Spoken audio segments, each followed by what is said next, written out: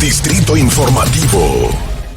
Tenemos en la línea a Bienvenido Pantaleón, arquitecto, y con él quisiéramos hablar, primero darle la bienvenida y agradecerle que haya tomado el momento de recibir nuestra llamada. Muy buenos días, Dolphy y demás amigas muy queridas.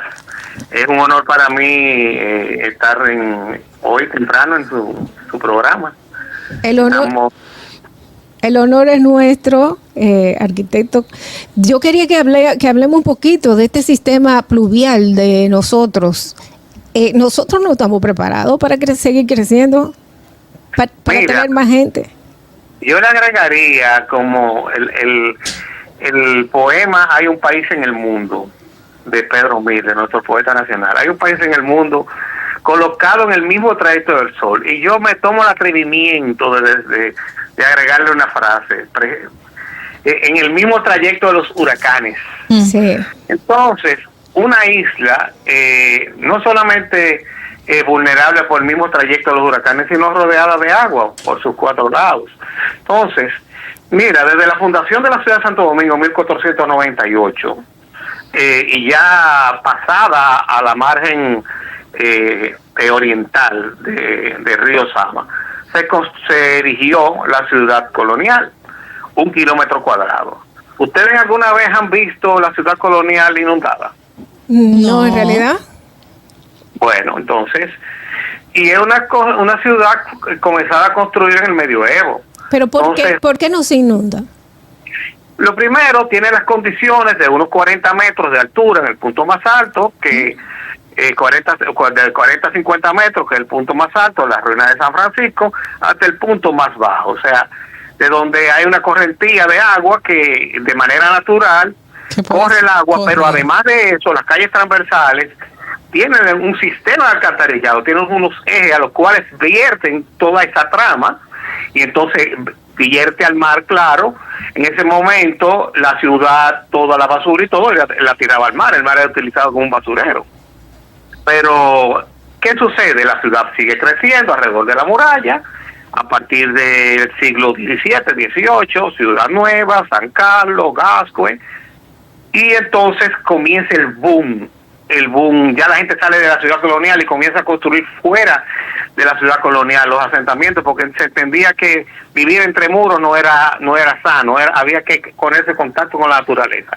Entonces esas pequeñas quintas que fueron y haciendas y sembradíos fueron constituyéndose ya en una trama informal y muchas veces formales, porque Gasco fue planificado, y entonces la ciudad sigue creciendo.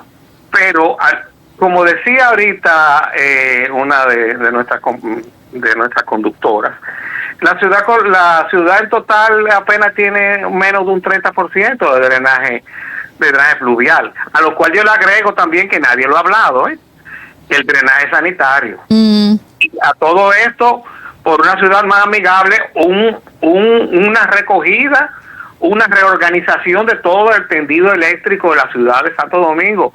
O sea, usted no puede con un ventarrón que los árboles tumben el tendido eléctrico.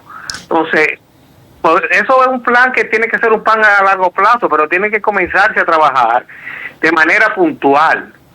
Hay cantidad de estudios hechos y presupuestos.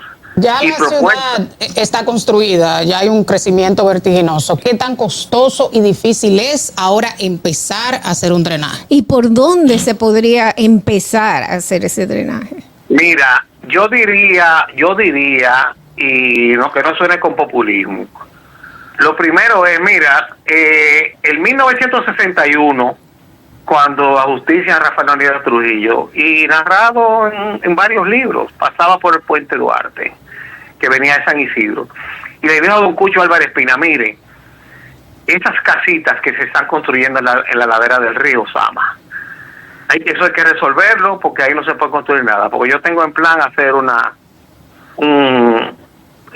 darle el esplendor a ese río. Cae la dictadura, abre la democracia, cero tolerancia, la gente del campo viene a la ciudad en busca de oportunidades, y entonces comienzan los barrios informales, construir la ladera de los ríos, la ladera de las cañadas, ¿Cuántas veces ustedes han escuchado en los últimos 50 años la palabra guajimía? Todos los días, y más en estas épocas. Entonces, señores, es un asunto que inmediatamente quieren atacar al gobernante de turno, pero es un asunto que ha venido postergándose por décadas y décadas. Me decías que ¿cuál es la forma de trabajarlo? Bueno, las zonas vulnerables, más vulnerables que son identificables, que están identificables, una limpieza constante, y me consta que el ayuntamiento limpia los invernales, pero con una ciudadanía que no tiene la conciencia. Yo he visto fruteos en la esquina barriendo la basura adentro del invernal. No sé si ustedes lo han visto. Sí. Y gente desaprensiva que se toma una botella de agua, una botellita plástica, la tira por la ventana, o un vaso de foam. Todo eso va al invernal y lo tapa. Entonces, ¿qué sucede? El crecimiento exponencial de la ciudad de Santo Domingo, la cantidad de torres, el desarrollo magnificencia de la cantidad de torres y todo, con la misma infraestructura sanitaria, todo va al piso, todo va al subsuelo. Entonces tenemos un subsuelo contaminado. Pero por ejemplo, porque cuando usted filtra el agua pluvial o los desagües del techo al drenaje sanitario y lo va a llevar al subsuelo, pero de ahí mismo a 10 metros usted coloca el suministro de agua con un filtrante también. Eso es el subsuelo contaminado. O sea, mire, voy a hacer un pequeño chiste. Usted mete esa agua al microscopio y le sale el mismo demonio con el tridente. Pero, por ejemplo, hace unos años teníamos centrado todo en el distrito y pocos espacios aledaños de Santo Domingo. Después hubo una gran división de la provincia de Santo Domingo, que los Alcarrizos, que Pantoja, que la zona oriental. Ese crecimiento masivo que hemos tenido tan significativo en poco tiempo, de alguna manera u otra, a la hora, y bueno, ahora tenemos la Jacobo bastante urbana, los Girasoles, la zona de Arroyo Hondo, que eso fue también una de las quejas de este fin de semana, la Cañada de Cuesta Hermosa, por ejemplo, que era un río en la antigüedad y que fue la gente creciendo. Ese crecimiento masivo, ¿en algún momento se tomó en cuenta alguno de esos aspectos del drenaje pluvial o el drenaje sanitario? Para nada. Y la responsabilidad ha sido no son de esta autoridad, la autoridad tiene apenas 2 años. Un problema sistemático de mucho tiempo. O sea, el permitir, y es algo que se ha venido hablando siempre, la construcción ilegal. Usted no puede donde quiera hacer un asentamiento urbano, o sea, de manera informal. ¿Por qué razón? Pero estamos viendo, hasta tienen sus sesgos. Vimos en una realidad, en el viernes, una fotografía de la realidad que no era nada más la Cañada. Fueron barrios que se supone que no debería de pasar nada, que fueron planificados, entre comillas, que estaban totalmente tapados, a donde edificios que tenían sus carros en sus parqueos soterrados, con todos esos carros ahogados. Simple física, vasos comunicantes. Usted, si la parte que está más baja, si arriba se anega, va al punto más bajo. ¿Qué sucede? No se esperaba esos 232 milímetros de agua en 3 horas. Que oigan el dato, que sobrepasó las 24 horas de lluvia del huracán George. Wow. Sí, verdad. Escuche eso. Entonces, con ese golpe de agua tan grande, esas torres tienen su parrilla de bloqueo antes de entrar a la plaza. Pero si es como que usted le tire a un lavamano una cubeta de agua. El sifón y el recipiente donde usted está vertiendo esa agua de golpe va a ser el rebose. Entonces, ¿qué sucede? Y entonces toda esa agua va al punto más bajo, pero no encuentra por dónde salir. No encuentra.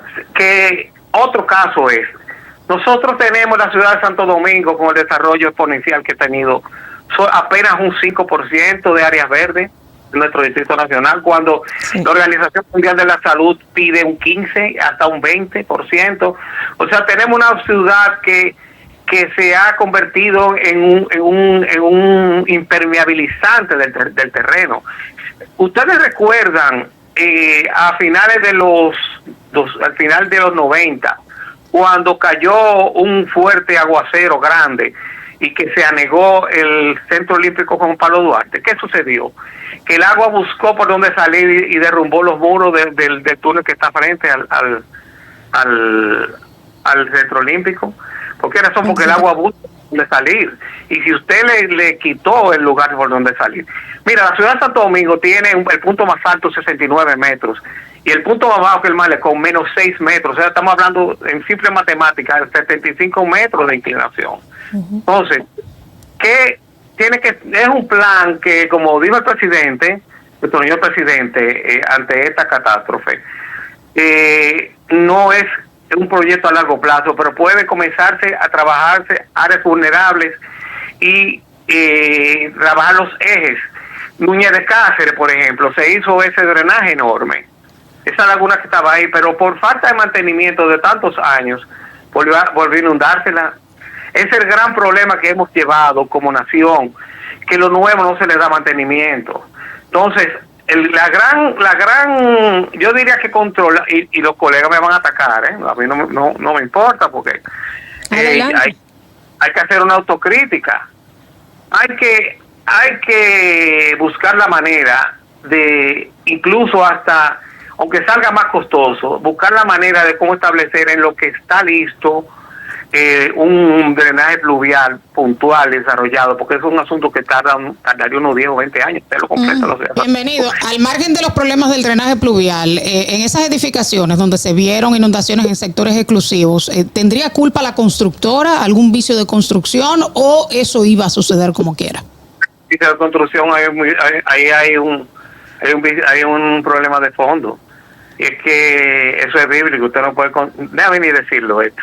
No se puede usted no tener la forma de contingencia de cómo en un caso de emergencia usted, si se va a ahogar, tener que tener salvavidas al lado. Exacto. Entonces, si se va a inundar, usted tiene un sistema de bombeo para buscar la forma, ya que no tiene esa forma de cómo sacar esa agua de ahí, tener la forma de cómo sacar esa agua o contener o bloquear ese sótano de manera contingente.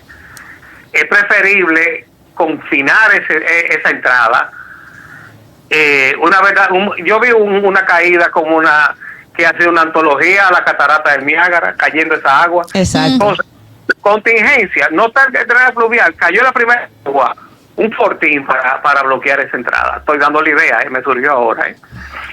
Pero porque no solamente la parrilla que bloquea esa agua que se anega y que sobrepasa el nivel del sótano y que va a buscar el nivel de la calle arriba, que muchas veces es más 6.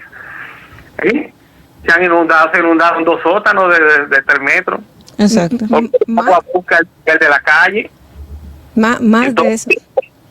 Más que eso, entonces una contingencia, y yo le doy la idea, y no la voy a patentizar, que hay un sistema de fortín que vaya de abajo hacia arriba, cerrado, bloqueado, como una compuerta, como se cierran las compuertas en los canales.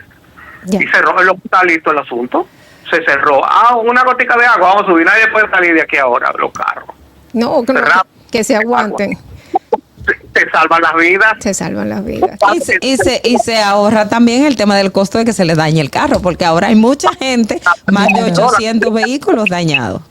Usted sabe la cantidad que con su esfuerzo ha comprado un carro y ahora no lo tiene, y tiene un seguro de ley.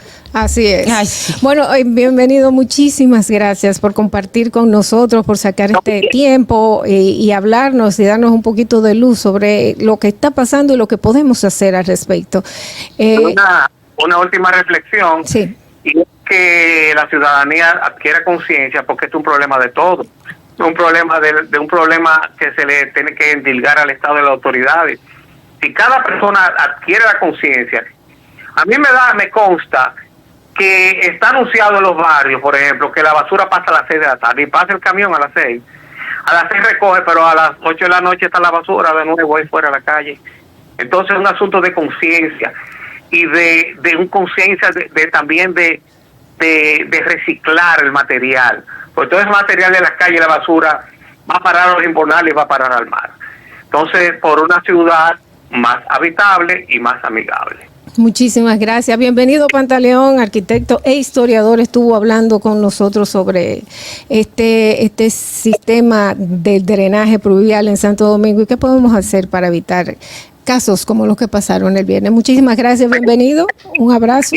Gracias. Se me quedó un par de tips y es que debió aprovecharse en el gobierno de Balaguer cuando se hizo el acueducto de Santo Domingo, aprovechar las mismas zanjas, que es lo más caro, hacer la excavación, y aprovechar también cuando se hizo el metro, aprovechar esos mismos equipos para hacer las excavaciones. Sí, y agrandarlas. Sí. Y el costo económico para el Estado y para nuestro impuesto hubiera sido menor.